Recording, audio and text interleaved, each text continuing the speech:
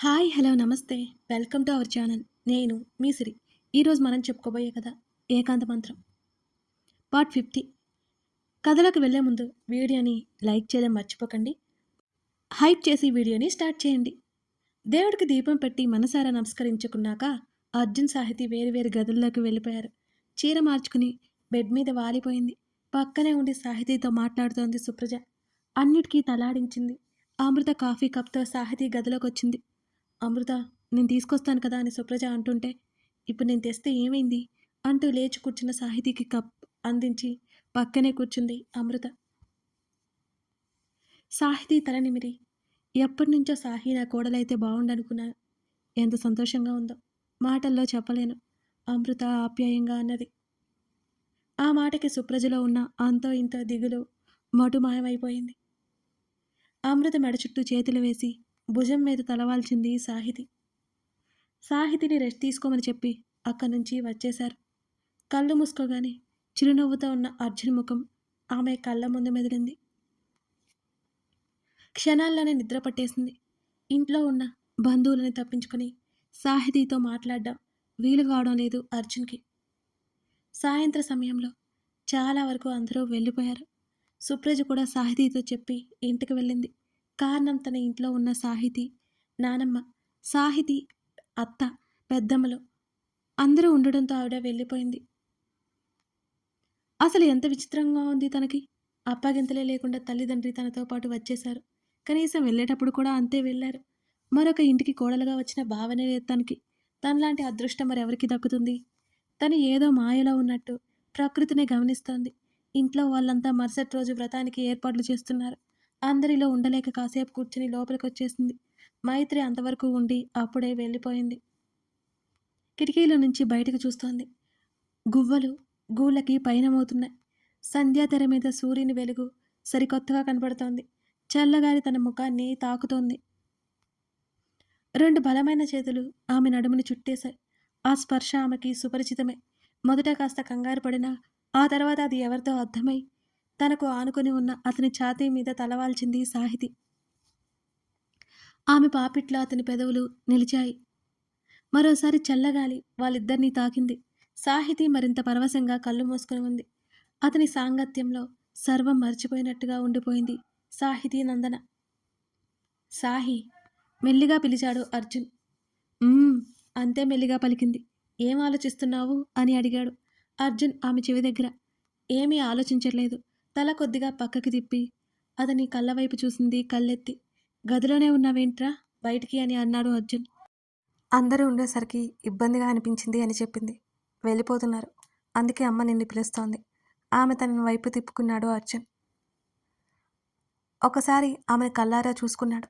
తక్కువ నగలతో లేత పసుపు రంగు చీరలో సరికొత్తగా అందంగా కనబడుతోంది సాహితి. అతని చేతిని పట్టుకుని బయటకొచ్చింది. బయట చాలామంది ఉండడంతో టక్కున అతని చేతిని వదిలి అమృత దగ్గరికి వెళ్ళిపోయింది.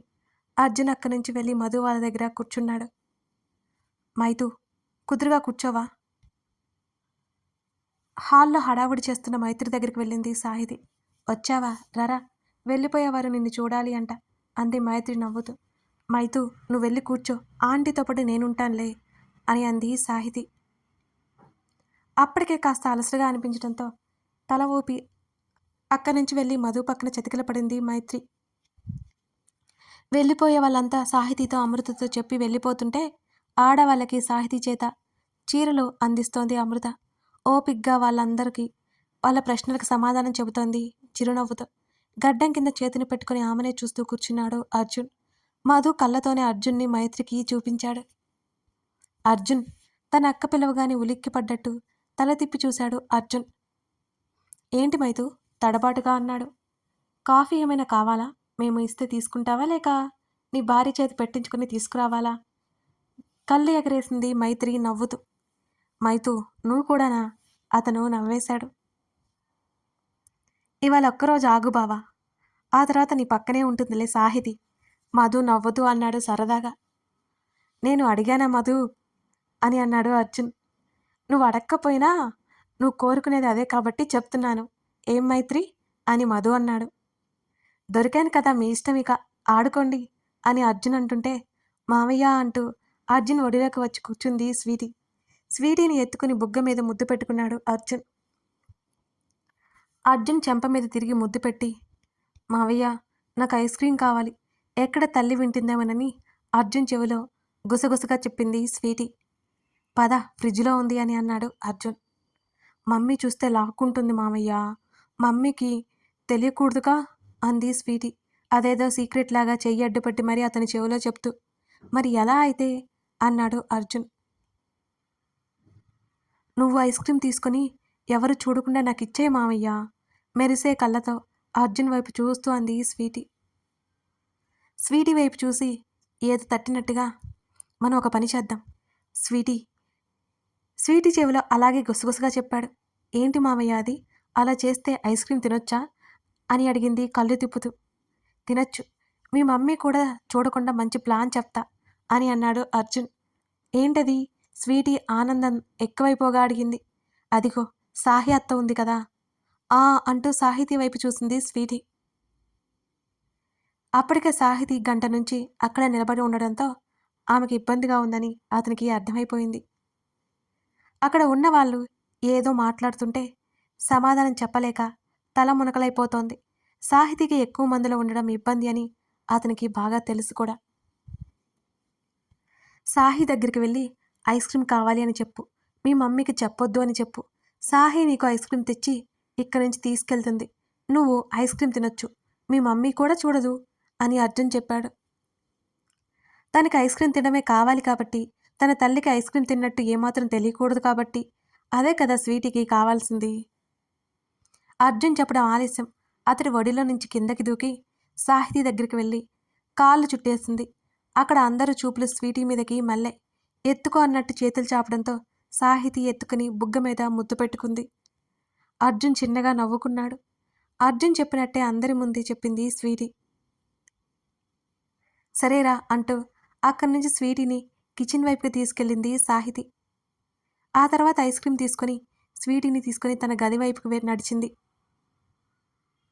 నా బంగారు స్వీటీ.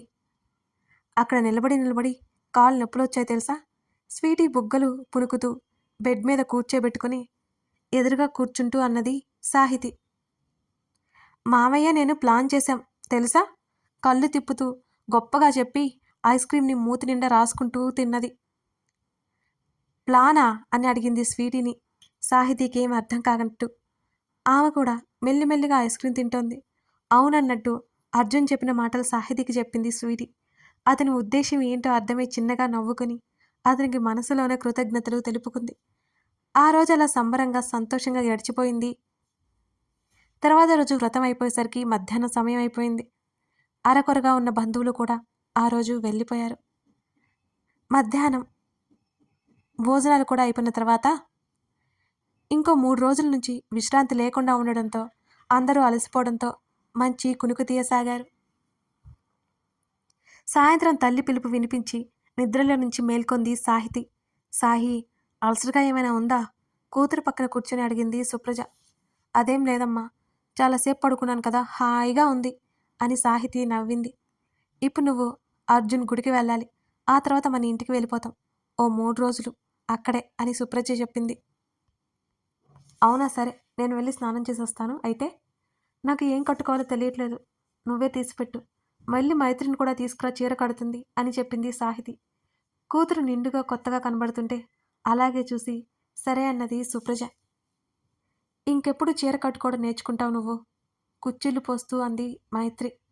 నిదానంగా నేర్చుకోవచ్చులే మైతు, తొందరేముంది అన్నది సాహితి. ఇలా అయితే కష్టం, అసలే అర్జున్కి చీరలు కట్టుకున్న అమ్మాయిలు అంటే ఇష్టమట. సాహితి ఓరగా చూస్తూ చెప్పింది మైత్రి. ఏంటి నిజమా, అర్జున్ నాతో ఎప్పుడూ చెప్పలేదుగా, అయినా తను నీతో చెప్పాడా అని అడిగింది ఆతృతగా. ఎన్నోసార్లు చెప్పాడుగా, ఎందుకు చెప్పాడు అని ఆరా తీసింది సాహితి. చీర కట్టడం పూర్తి చేసిన సాహితిని ఒకసారి తృప్తిగా చూసుకుని, ఎందుకు చెప్పాడు అంటావేంటి సాహి, ఎవరైనా అమ్మాయిలు చక్కగా రెడీ అయి వెళ్తుంటే అమ్మాయి చీరలో బాగుందని ఎన్నోసార్లు నాతో చెప్పాడు అనగానే సాహితీ ముఖం బాగా ఎర్రబడిపోయింది. అయినా అర్జున్ అలా చెప్పడు, నేను నమ్మను అని ముఖాన్ని ముడుచుకొని చెప్పింది. అయితే నమ్మితే నమ్ము, లేకపోతే లేదు. సందర్భం వచ్చింది కాబట్టి చెప్పాను. ఇక నీ ఇష్టం అని మైత్రి అంది. లేదు, అర్జున్ ఎవరినో చూసి అలా చెప్పడు అంది నమ్మకంగా. సర్లే, ఇప్పుడు ఆ గొడవ ఎందుకు, ఒకసారి చూసుకో. మళ్ళీ బోల్డన్ని వంకలు పెడతావు నువ్వు అంది మైత్రి. ఒకసారి అద్దంలో తను తాను చూసుకుని బాగానే ఉన్నట్టు తల ఊపింది. సాహితి ఇంకా ముఖాన్ని ముడుచుకుని పెట్టుకోవడంతో నేను నీతో సరదాగా అన్నానులే, నువ్వెక్కువ ఆలోచించకు అని మైత్రి నవ్వుతూ అంది. నాకు తెలుసు. అలా కాదు, నిజంగా అర్జున్కి చీరలు కట్టుకుంటే ఇష్టమా చెప్పు?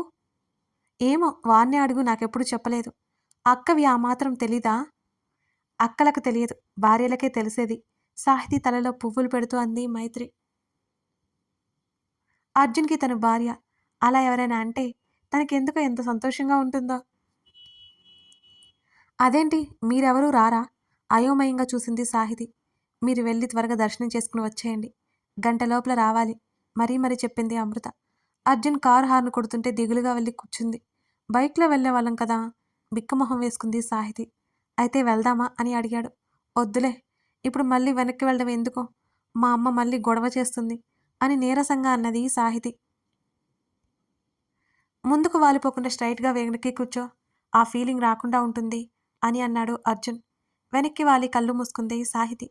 ఇద్దరు గుడికి వెళ్ళి దర్శనం చేసుకుని ఆవరణలో కూర్చున్నారు. చీకట్లు కమ్ముకుంటుంటే గుళ్ళో దీపాలు ప్రకాశవంతంగా వెలుగుతున్నాయి. ఏకాదశి వెన్నెల కాబోలు. గుడి ఆవరణంతా తెల్లగా కనపడుతోంది. కుంకుమ అతను నుదుటిన పెడుతూ అతని వైపు చూడగా అతను ఆమె వైపు చూశాడు. పూర్వపు సంగతులు గుర్తుకు రాగానే ఇద్దరి ముఖాల్లో చిరునవ్వు ఒక్కసారిగా మెరిసింది. సాహితీ అయితే పక్కు నవ్వేసింది. చాలే నవ్వింది. నేను వెళ్ళి ప్రసాదం తీసుకొస్తాను, ఇక్కడే ఉండు అని అక్కడి నుంచి వెళ్తున్న అతన్నే చూస్తుంది. రాసి పెట్టి ఉంటే ఏదైనా తప్పకుండా దగ్గరికి చేరుతుంది. అది ప్రేమైనా ఏమైనా అని అనిపించింది సాహితికి. కాసేపటికి ప్రసాదం పొట్లంతో వచ్చాడు అర్జున్. ఒకటి ఆమెకిచ్చి పక్కనే కూర్చున్నాడు. ఒక పిల్లవాడు పరిగెత్తుకుంటూ వచ్చి తగలగా అర్జున్ చేతిలో ఉన్న ప్రసాదం కింద పడిపోయింది. ఆ చర్యకి ఇద్దరు చెకిదిలేనట్టు చూశారు. చూసుకోలేదు సార్, ఆ పిల్లవాడు భయపడుతూ అన్నాడు. ఏం పర్లేదులే, జాగ్రత్తగా వెళ్ళు అని అర్జున్ చెప్పాడు. తల ఊపి వెళ్ళిపోయాడు. ప్రసాదం కిందకి పడేసరికి కాస్త కంగారుగా అనిపించింది సాహితికి. ఏం కాదులే, కంగారు పడుకో, ఆమె భుజం చుట్టూ చేయేసి చెప్పాడు అర్జున్. కుదుట పడ్డానికి ప్రయత్నం చేస్తోంది ఆమె. ఆ పట్టు, ఆమె అడుగుతుంటే నీకు ఇక్కడ ప్రసాదం ఇష్టం కదా, తిను, నేను వెళ్ళి మరొకటి తెచ్చుకుంటానులే అని అర్జున్ అన్నాడు. అతను లేచి వెళ్ళిపోయాడు. ఇద్దరు మరో పావుగంట పాటు అక్కడే కూర్చున్నారు. మనసంతా హాయిగా అనిపించింది ఇద్దరికి. సాహి, మర్చిపోయాను, అమ్మ హుండీలో వేయమని ఇచ్చింది అంటూ ఆమె చేతికి ఒక కవర్ అందించాడు అర్జున్. నేనా అని అడిగింది. ఆ, నువ్వే అని అతను అనగా లేచి వెళ్ళి హుండీలో వేసి మరొకసారి నమస్కారం చేసుకుని దగ్గరకొచ్చింది సాహితి. కారులో కూర్చోగానే సాహితీకి కళ్ళు తిరిగినట్టు అనిపించింది. Sahi, are you okay? ఆమె తల పట్టుకోవడం చూసి అడిగాడు అర్జున్. ఆ అంటూ వెనక్కి వాలి కళ్ళు మూసుకుంది. మత్తుగా నిద్ర పట్టేసింది సాహితికి. ఆమెను కదిలించలేదు అర్జున్. సరాసరి సాహితీ వాళ్ళ ఇంటి ముందు కారు ఆపాడు. ముందే అమృత చెప్పి ఉండడంతో. సాహి, అతని పిలుపుకి నిద్రలో నుంచి సాహితీ మేల్కొంది. ఎలా ఉంది ఇప్పుడు అని అడిగాడు. కారు నుంచి కిందకు దిగ్గగానే తల తిరిగినట్టు అనిపించింది ఒక్కసారిగా. సాహితీ పక్కకొచ్చి పద అన్నాడు. 2 అడుగులు ముందుకు వేయగానే కళ్ళకు ఏమీ కనిపించలేదు సాహితికి. కళ్ళ ముందు ఏదో తెర అడ్డుపడినట్టు కనిపించింది ఆమెకి. వెంటనే పక్కకు తూలి పడిపోతుంటే అప్పటికే ఆమెనే గమనిస్తున్న అర్జున్ గబుక్కున ఆమె 2 భుజాలు పట్టుకుని మీదకు వాల్చేసుకున్నాడు. సాహి, సాహి అతను కంగారుగా పిలిచాడు. అప్పటికి సాహితీ వాళ్ళు వచ్చారని కారు శబ్దం విని బయటికి వచ్చిన సుప్రజకి సాహితీ అలా పడిపోవడం చూసి బాగా కంగారేసి పరిగెత్తుకుంటూ దగ్గరికొచ్చింది. సాహి, ఏమైందే? ఆవిడ కంగారుగా అడుగుతుంటే అప్పటికే మత్తుగా కళ్ళు మూసేసుకుంది సాహితి. ఆమెను 2 చేతుల్లోకి తీసుకుని ఇంట్లోకి నడిచాడు అర్జున్. సాహితిని గదిలో పడుకోబెట్టి ముఖం మీద నీళ్లు చల్లి ఆమెకి కాసిని మంచినీళ్ళు తాగించాడు. అలా మెలకు రాగానే గబుక్కున బెడ్ మీద నుండి దిగి వాష్రూంలోకి పరిగెత్తి కక్కేసింది సాహితి. తుడిలో జరిగిన దానికి ఇద్దరూ తేరుకుని వాష్రూమ్ వైపుకి వెళ్లారు. ముఖం కడుక్కొని మరింత నీరసంగా తలుపు పట్టుకుని బయటకొచ్చింది సాహితి.